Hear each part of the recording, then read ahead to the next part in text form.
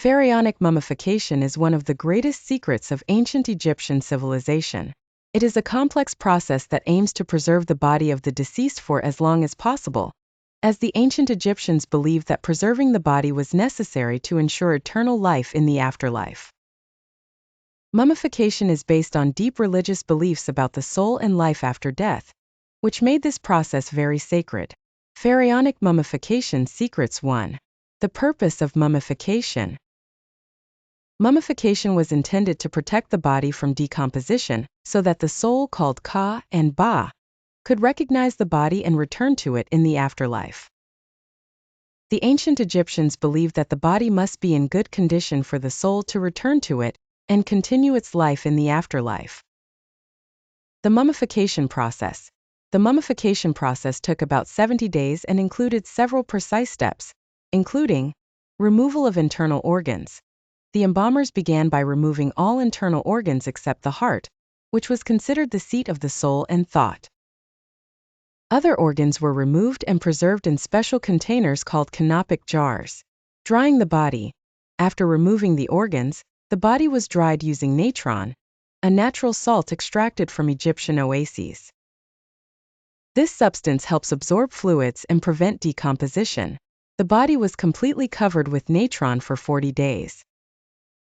Packing the body.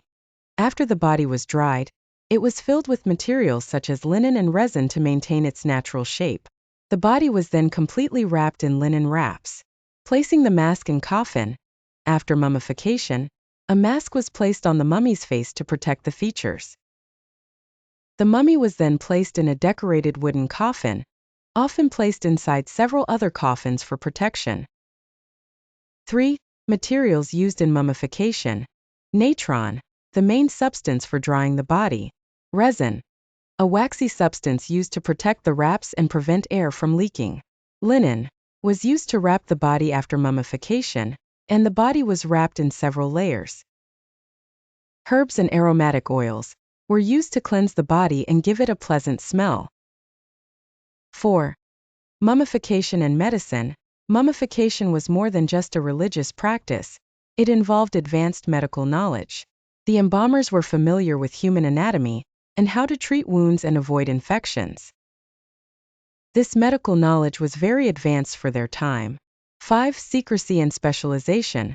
The mummification process was performed by specialized priests and was considered very secret. Only a select few of the priests knew the full details of the process. The priests followed precise religious rituals during the mummification process to ensure the safety of the body and soul. 6. Mummification and religious beliefs. Mummification was an integral part of Egyptian religious beliefs. Funerary texts such as the Book of the Dead contain spells and instructions to protect the soul on its journey to the afterlife. Proper mummification was believed to help the soul pass smoothly into the afterlife. The recent surge in discoveries related to the ancient Egyptian mummification process has reignited global fascination with this enigmatic art.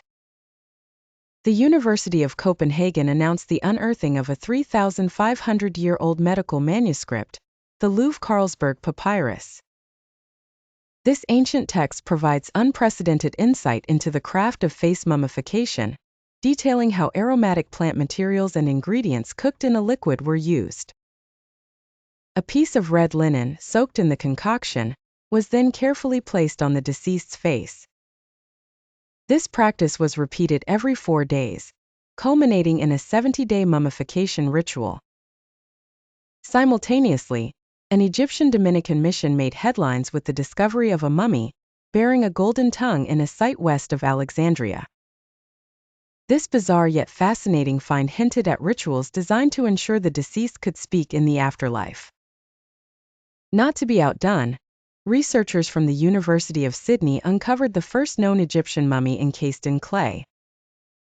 This discovery sheds light on diverse mummification techniques, showing that methods varied significantly across regions and periods. These revelations collectively raise the tantalizing possibility that the long-held secrets of ancient Egyptian mummification may soon be unraveled.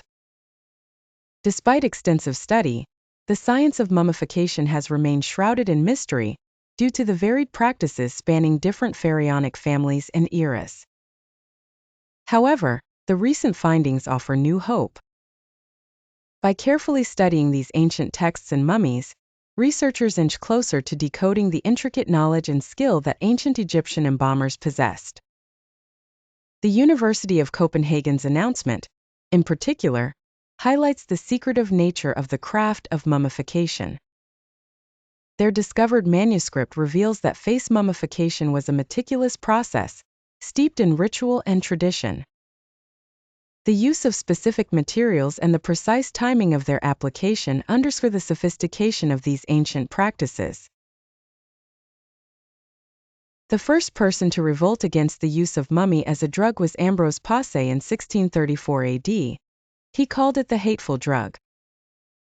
Despite his outrage, the disappearance of mummy from the world of drugs was not due to medical criticism, but rather due to Jewish merchants who professionally sold fake, mummified bodies. Consequently, the use of mummy as a drug ceased, and the topic vanished from medical writings. The word mummy reappeared in the world of writing when modern scientists became interested in studying Egyptology. Egypt's legacy, particularly its mummification practices, sparked renewed interest. The first person to write about mummy and mummification in modern times was Thomas Pingrot in 1834, a prominent London surgeon. Pingrot's work opened the door for further research, and over the past century, many scientists have become renowned in this field. Notably, Reuter, Rover, Elliott Smith, Warren Dawson, and Lucas have made significant contributions, with Lucas authoring many invaluable books and research papers. Liebter is also celebrated for his role in the modern renaissance of exploring ancient Egyptian scientific achievements. Unfortunately, the focus of excavation missions has primarily been historical, archaeological, and architectural, neglecting the inclusion of experts in various other sciences and arts. This oversight has cost us much of the pharaonic scientific heritage. The term embalm originates from the Franks and is derived from a Latin root meaning embalsamum, which translates to preserving things in balm. This provides insight into the linguistic origins of the words mummy and embalm, highlighting their historical significance in the context of medical use and modern scientific study. When examining the mummification process and the various methods of body preservation, it becomes crucial to understand all possible techniques to scientifically explain mummification. One method is preserving bodies in cold climates or refrigerators, a technique unknown to the ancient Egyptians. Another method involves injecting antiseptic or sterilizing materials into the blood vessels, a practice also unfamiliar to them. The most relevant method to the ancient Egyptians was drying the body in isolation from moisture, forming the scientific basis for their mummification practices. Since the human body contains about 75% of its weight in water, drying it completely is no easy feat. The drying methods could include natural sun heat, fuel-generated heat, or drying chemicals that absorb water. Ruiz posits that some Egyptian bodies were dried using artificial heat from fuel via an as yet undiscovered device, requiring significant heat after extracting bodies from salt solutions like natron. Vivian suggests that judging mummies by their appearance indicates they were dried under a low fire, supported by the presence of smoke on tomb walls. However, this evidence is not conclusive, as fires were lit in tombs for various reasons. This drying method proposed by Ruiz and Vivian is not mentioned by sources like Herodotus, Diodorus, or any other reference.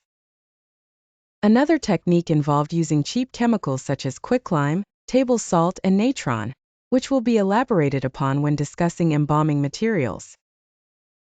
To reach valuable conclusions about mummification, it is essential to study significant references, including ancient historians like Herodotus and Diodorus, ancient Egyptian papyri and texts, remains of mummies and artifacts in tombs and temples, and modern scientific studies of these remains. Dr. Ala Eldin Shaheen, the former dean of the Faculty of Archaeology at Cairo University, recently shed light on the findings related to ancient Egyptian mummification. In an interview with Sky News Arabia, Shaheen explained that while the materials, tools, and duration of mummification mentioned in the newly discovered papyrus were not entirely novel, they reiterated knowledge already documented in previous historical texts. Shaheen discussed by restoration specialists. The enigma, however, lies in the precise proportions and the nature of these materials, which encapsulate the secret craftsmanship and expertise of the ancient Egyptians, an art yet to be fully deciphered. The news struck a chord among those engrossed in the mystique of mummies and the ancient preservation techniques. The University of Copenhagen announced that the papyrus, considered extremely rare, is associated with herbal medicine and skin swellings. Its discovery took Egyptologists by surprise because of its in-depth account of mummifying faces. Shaheen further elaborated that methods of mummifying faces were previously uncovered through the antiquities found in the Fayum and Beni Suef governorates. Skilled embalmers from the Greek and Roman eras demonstrated remarkable creativity by utilizing cartonnage to safeguard the faces of the deceased. The newly found papyrus not only reinforces what has been previously discovered, but also provides a fresh, detailed insight into the extraordinary skills possessed by ancient Egyptian embalmers. The papyrus highlights how the ancients combined their knowledge of herbal medicine with their understanding of anatomy, creating a sophisticated process that has stood the test of time. This new evidence stands as a testament to the advanced level of science and art intertwined in the mummification process, a legacy of ingenuity that continues to baffle and fascinate modern scientists and researchers. Al-Shama points out that the world's museums are full of pharaonic papyri, and they need to be revealed, especially the papyri written in Demotic and hieratic script, which hold new secrets about the lives of the common people in ancient Egypt. It is believed that these messages can uncover aspects of daily life, social structures, and even ancient Egyptian thoughts and philosophies. At the University of Sydney in Australia, a CT scan showed that the mummy covered in clay, dating back to the 21st dynasty, was placed in a clay coffin made of clay and straw, which preserved the integrity of the body despite its damage shortly after mummification. Shaheen explains that the method of mummification with clay was not mentioned in papyri or on the walls of pharaonic temples, suggesting an extraordinary and possibly singular burial practice. The new discovery implies that the ancient Egyptians' genius extended beyond the known and recorded traditional methods.